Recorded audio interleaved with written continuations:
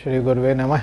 सर्वे भवन्तु सुखिनः, सर्वे सन्तु निरामया, सर्वे भद्राणि पश्यन्तु, माँ कश्चित् दुख भाग भवेत्। मित्रों, आप सबका स्वागत है, अभिनंदन है।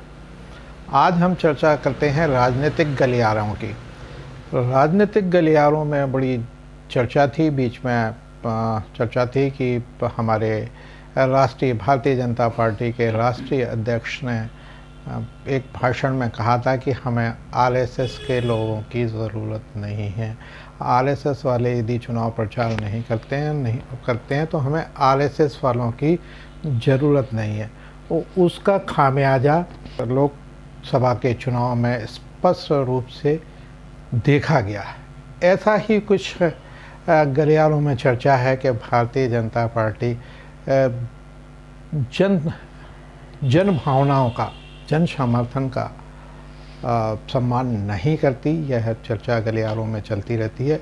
आप देख सकते हैं कि जो सबसे अधिक मतों से जीते हैं वो किनारे कर दिए गए हमारे लोकप्रिय सांसद सागर के, उनको टिकट नहीं दिया गया।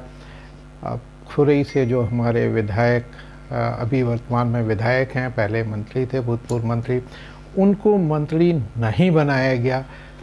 ये बड़ा विडंबना है। जो इतने काफ़ी लंबे अनुभव रखते थे और अच्छे व्यक्तित्व के धनी हैं, उनको मंत्री नहीं बनाया जाना कहीं भी मतदाताओं को कहीं ना कहीं निराश करता हुआ दिखाई देता है।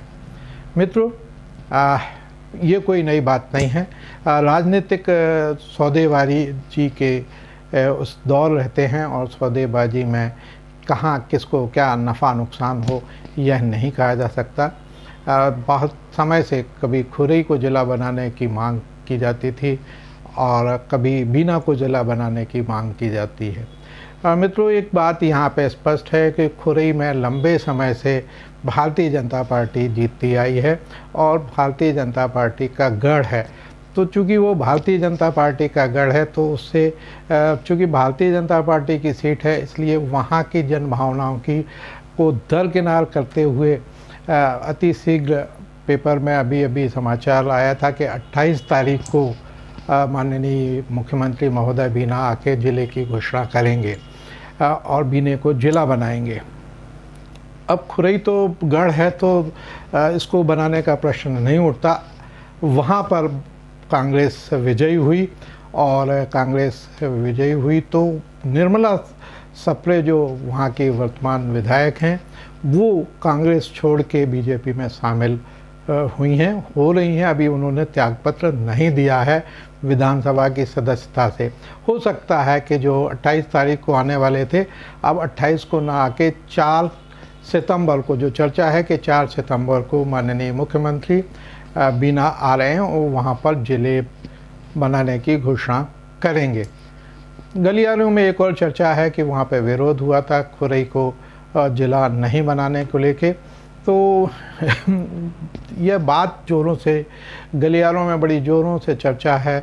चाय की गुमटियों में चर्चा है। क्या सच्चाई है मैं नहीं जानता, मगर यह सच है। यह बात निकल के आ रही है कि माननीय भूपेंद्र सिंह जी को मंत्री बनाया जा रहा है। बीना हर ज़िले से एक मंत्री का प्रावधान जैसे कि शासन ने रखा था, अब बीना जो है मध्य प्रदेश का 56वां ज़िला बनने वाला है और बीना ज़िले से हमारे माननीय भूपेंद्र सिंह जी को मंत्री कोटे में मंत्री का पद से नवाजा जाएगा और बीना को ज़िला बनाया जाएगा। ऐसी चर्चाएं हैं। समय दूर नहीं है मित्रों, 4 तारीख निकट है और 4 तारीख को माननीय मुख्यमंत्री जी हमारे बीना प्रवास पे आ रहे हैं और उसमें घोषणा करेंगे। चूँकि बीना में कांग्रेस की जीत हुई और भारतीय जनता पार्टी वहाँ से चुनाव हारी, तो मित्रों यदि आपको काम कराना है तो भारतीय जनता पार्टी को एक बार आपको हराना होगा, तभी वो आपकी बात सुनेंगे। ऐसा मतदाताओं का कहना है। मैं इस बारे में ज़्यादा कुछ नहीं जानता, परंतु मतदाताओं की ये भावना बनती जा रही है कि यदि अपना काम कराना है तो भारतीय जनता पार्टी का विरोध करना पड़ेगा, क्योंकि यदि आप आरएसएस के हैं तो आपके काम नहीं हो सकते। आरएसएस समर्थन करते हैं तो शायद आपके काम नहीं होंगे। भारतीय जनता पार्टी के लिए आप छोटे मोटे कार्यकर्ता हैं तो आपकी बात नहीं सुनी जाएगी। ये बिल्कुल निश्चित सत्य है। यह एक घटना अभी अभी देखने में भी मिली है, जहाँ की माननीय सांसद ने भारतीय जनता पार्टी के छोटे कार्यकर्ताओं की बात नहीं सुनी, तो वो भावावेश में कुछ बातें कह गए कि हमने इतने वोट डाले, हमने इतने वोट डाले। उसमें क्या सच्चाई है यह भी कहा नहीं जा सकता, मगर ये नेशनल न्यूज़ में ये समाचार जब देखने को मिला तो अचंभा तो नहीं हुआ, क्योंकि सांसद भी ऊपर से थोपे जाते हैं और जो लोकप्रिय लोग हैं उनको दरकिनार कर दिया जाता है। भारतीय जनता पार्टी की सत्ता है। आपने देखा होगा शिवपुरी, जहाँ पर केपी सिंह यादव जी जो है, केपी यादव हमारे सांसद थे, वहाँ की सीट जो है उनको ड्रॉप करके ज्योतिरादित्य सिंधिया जी को टिकट दिया गया और ज्योतिरादित्य सिंधिया वहाँ से निर्वाचित हुए। केपी यादव को उम्मीद थी कि राज्यसभा में उनको भेजा जाएगा, किंतु राज्यसभा में भी उनको टाटा बाय बाय कर दिया गया है। अब उनका क्या हश्र होगा वो तो वही जाने। और ये तो राजनीतिक गलियारे हैं, गलियारों में चुटकियां ली जाती हैं और ये कुछ चुटकियां जो चल रही हैं, जो वार्तालाप चल रहा है, जो छन छन के बातें पान की गुमटियों में और चाय की गुमटियों में आती हैं, उनकी चर्चा हमने आपके साथ साझा की।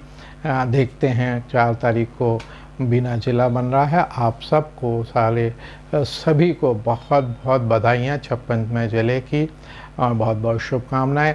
और इसी तरह से यदि आप विरोधी दल को विजयी बनाएंगे तो आपके विकास के मार्ग प्रशस्त होते रहेंगे। जय हिंद, जय भारत।